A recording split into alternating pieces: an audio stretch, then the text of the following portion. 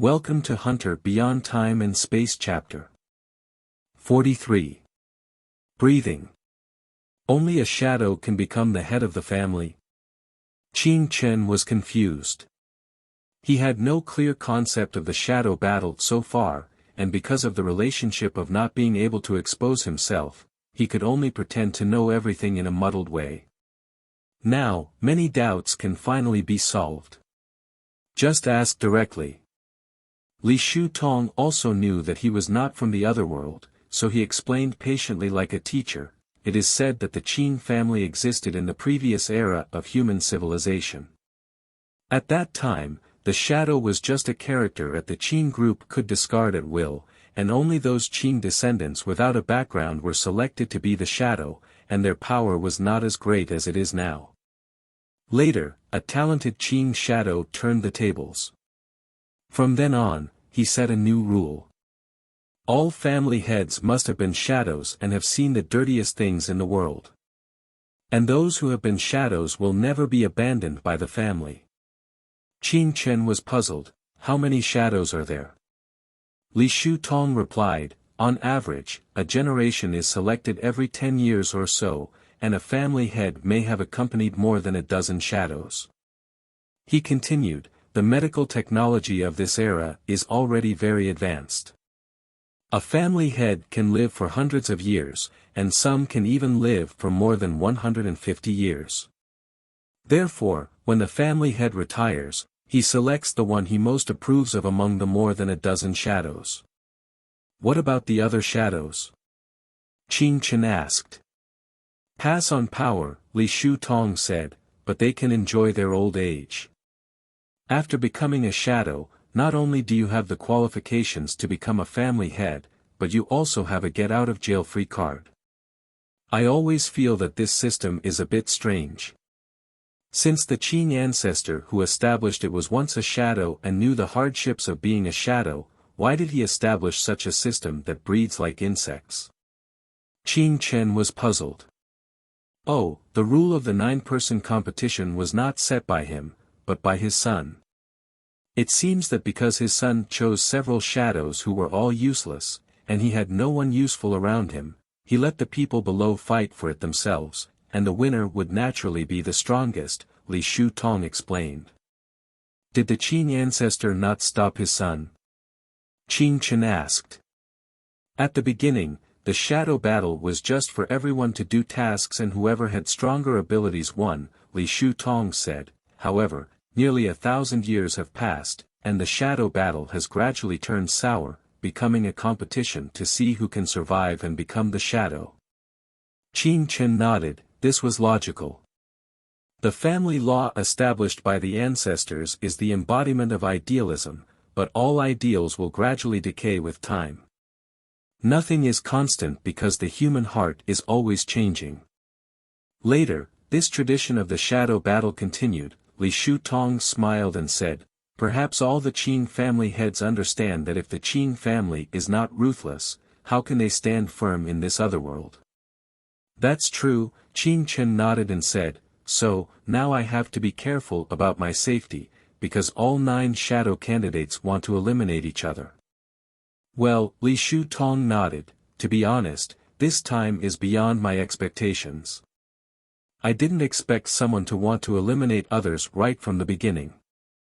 Unless someone feels the threat from you. Because I am close to you.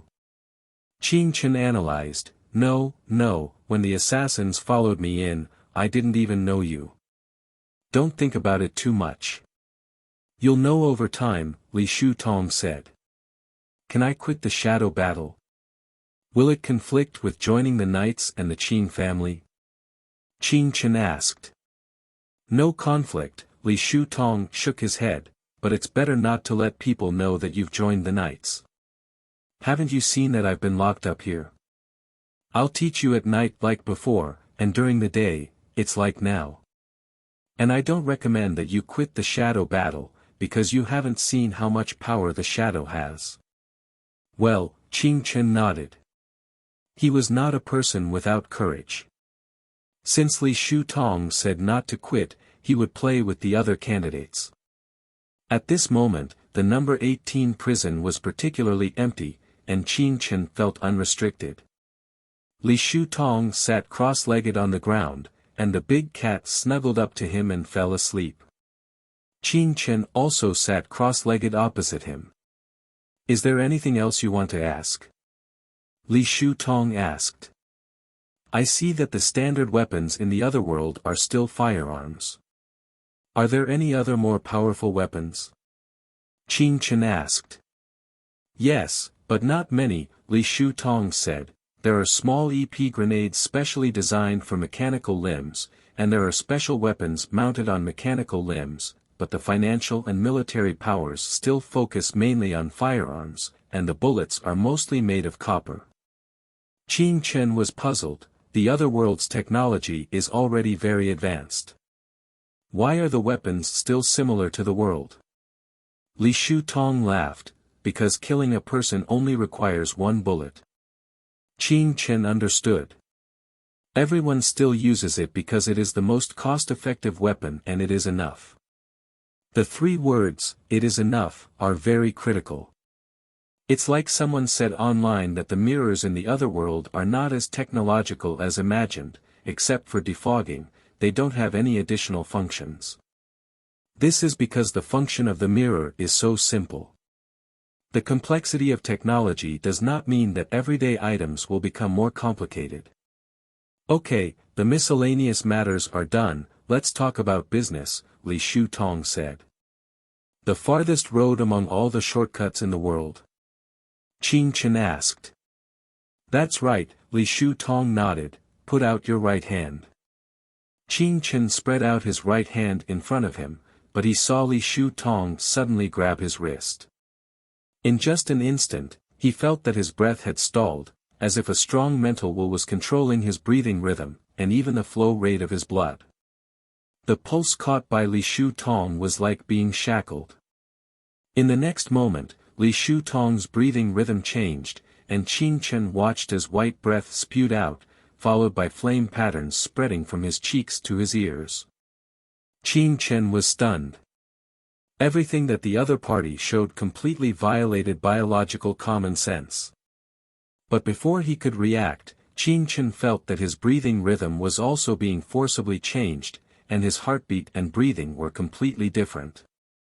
When he breathed, he felt like a mouthful of fire was surging into his throat, spreading to all the alveoli.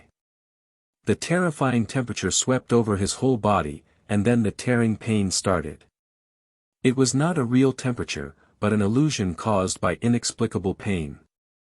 Slowly, flame patterns also began to appear on Qin Chen's left and right cheeks, and the pain spread into his brain along the patterns. He wanted to break free from Li Shutong's restraint, but Yiwan calmly said, "Endure it." Qin Chen gradually calmed down, neither struggling nor begging. It was like when he experienced water torture yesterday. Lin Xiao said, "Remember what I said, only those who have experienced a painful life can be higher." Thank you for listening to this episode of the audio novel, The Timeless Hunter.